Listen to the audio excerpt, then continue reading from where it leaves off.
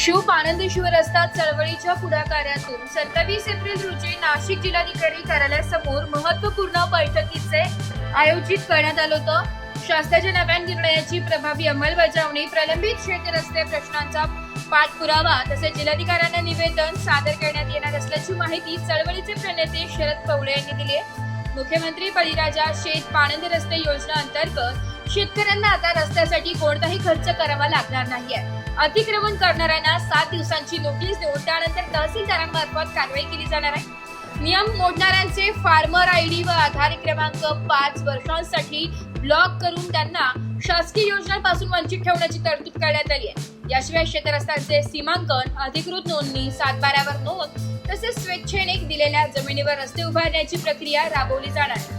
या निर्णयामुळे शेत तिथे रस्ता हा हक्क अधिक मजबूत होत असून शेतमाल वाहतूक सुलभ होऊन ग्रामीण भागातील शेतीला गती मिळणार आहे। मात्र या सर्व निर्णयांची प्रत्यक्ष अंमलबजावणी व्हावी यासाठी निवेदनाद्वारे ठोस मागणी करण्यात येणार असल्याचे शरद पवळे यांनी प्रसारमाध्यमांना सांगितलंय।